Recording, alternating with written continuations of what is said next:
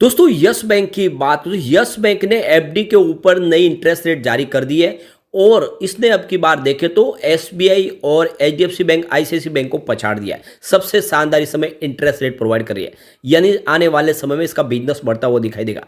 जैसे आपको पता ही होगा, यस बैंक लगातार अपनी ब्रांच की संख्या को बढ़ा रहे, अपने एटीएम के आप देखें तो संख्या भी बढ़ा रहे।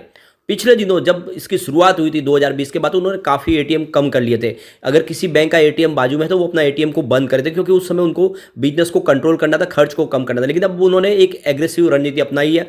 अब वो अपने बिजनेस को बढ़ा रहे, भले ही एटीएम दूसरी बैंक का हो, लेकिन वो सामने अपना एटीएम भी लगा रहे, साथ में लगातार ब्रांच बन रही है। आप देखेंगे तो आपको एचडीएफसी बैंक, आईसीआईसी बैंक के बाजू में अब यहाँ पे यस बैंक की ब्रांच भी दिखाई देगी, यानी बिजनेस अब बढ़ना शुरू हो चुका है। और ऑलरेडी डिजिटल ट्रांजैक्शन में तो उन्होंने बड़ी बाजी मार ली है, क्योंकि हर 3 ट्रांजैक्शन में एक यस बैंक के माध्यम से हो रहा है। तो ये जो जीत है यस बैंक की, ये वाकई में शेयर की प्राइस को भी बढ़ाएगी आने वाले समय में। और शुरुआत हो चुकी है, वॉल्यूम टॉपर इस समय बना हुआ है यस बैंक, फिर से लोगों का रुझान बढ़ने लगा है। अब इसके बीच में कुछ बड़ी अपडेट है। इस समय रिटेल इन्वेस्टर की तरफ से देखें तो यस बैंक से काफ़ी ज़्यादा निकासी की गई है, यानी उन्होंने अपनी होल्डिंग को कम किया है। रिटेल इन्वेस्टर को अभी भी बहुत ज़्यादा डर लग रहा है, लेकिन बड़े फंड हाउस जम के खरीदारी कर रहे। तो यहाँ पे जो लेटेस्ट आंकड़े उनको समझेंगे और क्या यस बैंक में ये इन्वेस्टमेंट का बिल्कुल सही मौका है, क्योंकि बहुत समय के बाद करंट लौट के आए यस बैंक में। आगे की क्या रणनीति है उसको जानेंगे इस वीडियो के माध्यम से। लेकिन फ्रेंड, उससे पहले अगर आप पहली बार हमारे चैनल पे आए तो चैनल को सब्सक्राइब कर दीजिए, एक बेल आइकॉन दबा दीजिए, ताकि जब भी नया वीडियो बने पहला नोटिफिकेशन आपको मिले। वीडियो पसंद आए तो लाइक से जरूर कीजिए। चलो फ्रेंड्स, वीडियो स्टार्ट करते हैं। मैं हूं आपका दोस्त एसबी दवे और हमारे अपने चैनल ऑनलाइन कमाई में आपका बहुत बहुत स्वागत है। अगर फ्राइडे के कारोबार की बात करें, स्टॉक के अंदर प्रॉफिट बुकिंग की वजह से कुछ गिरावट हुई है। 19.75 के आसपास स्टॉक है, लगभग 2% की गिरावट हुई।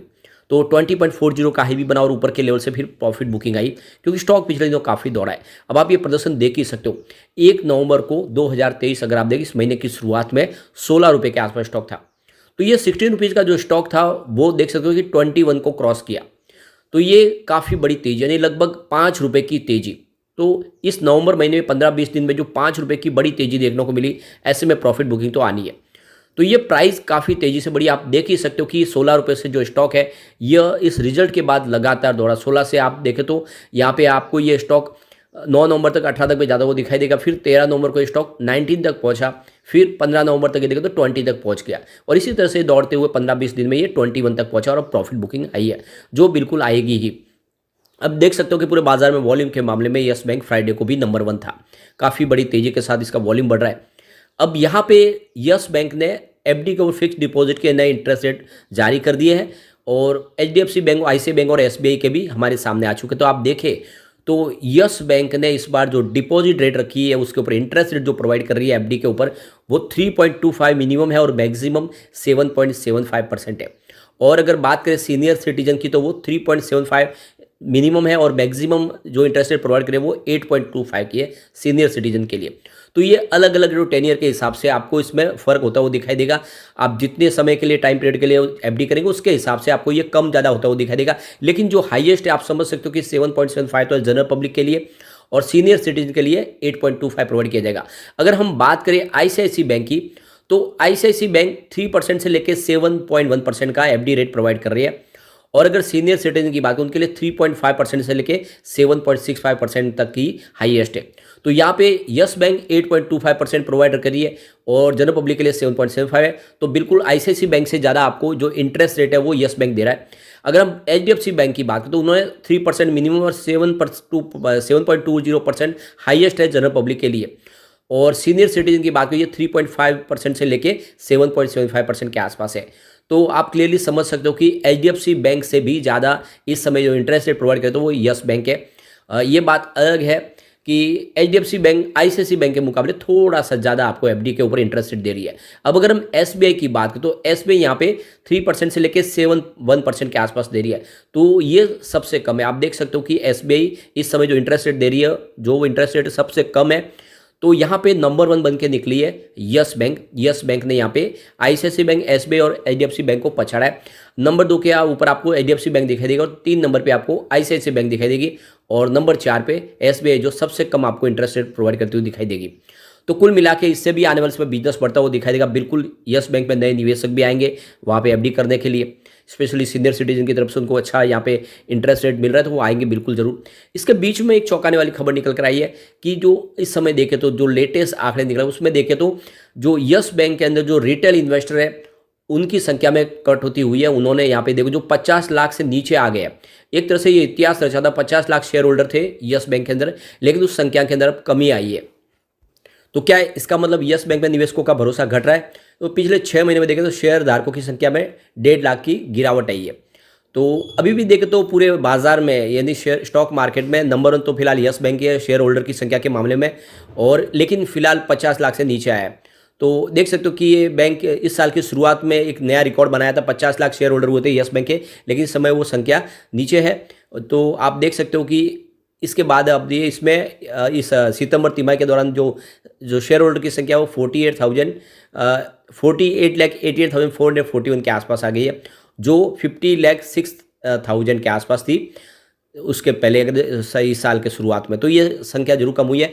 अब नंबर 2 पे टाटा पावर है और जिसके 38 लाख शेयर धारक है। टाटा स्टील नंबर 3 पर है और आप देख सकते हो कि टाटा स्टील से थोड़ा ही नीचे अगर आपको देखो टाटा स्टील दिखाई देगा। उसके बाद में रिलायंस इंडस्ट्रीज है और नंबर 5 पे आईटीसीआई है, सबसे ज़्यादा जिनके शेयर होल्डर्स है। लेकिन यहाँ पे जो सबसे बड़ी बात है कि ये जो संख्या कम है रिटेल इन्वेस्टर ने काफ़ी ज़्यादा डर के बिकवाली भी की है।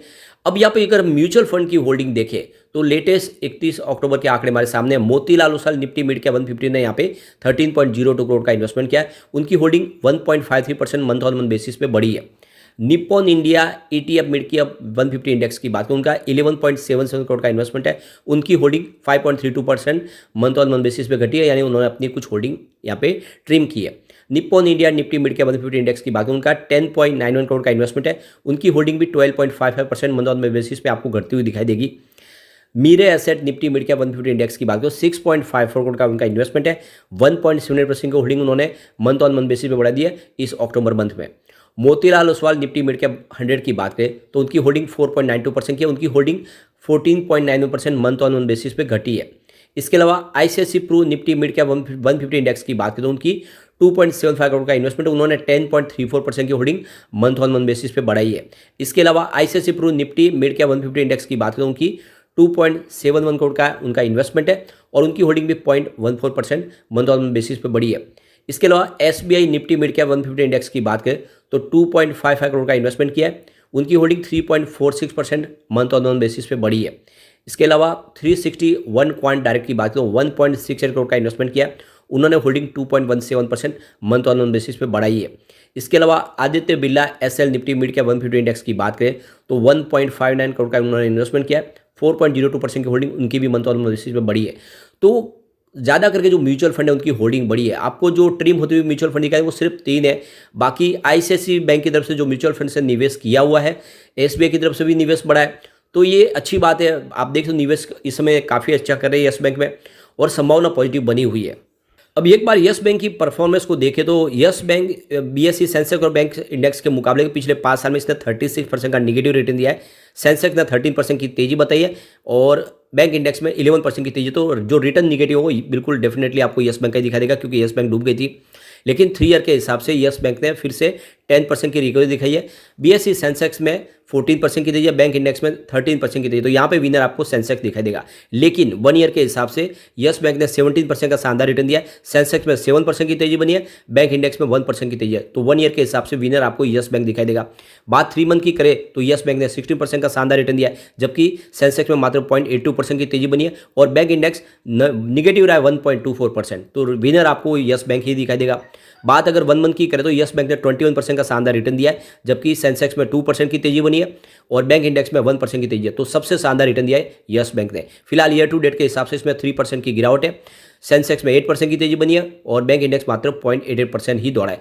ओवरऑल देखें तो पिछले 1 साल से इसका प्रदर्शन दूसरी पेयर कंपनियों की तुलना में काफी अच्छा है। ऐसे में लॉन्ग टर्म इन्वेस्टर के लिए अच्छा मौका है, यस बैंक में निवेश करें। आने वाले समय यस बैंक आपको मालामाल कर देगा। लेकिन फ्रेंड, कोई भी इन्वेस्टमेंट करने से पहले अपने फाइनेंशियल एडवाइजर से बढ़ावे ले ले या अपना खुद का रिसर्च करें, क्योंकि मैंने वीडियो आपके एजुकेशनल पर्पज के लिए ही बनाया। वीडियो पसंद आए तो लाइक से जो कीजिए और चैनल को सब्सक्राइब कर दीजिए। Thank you friend.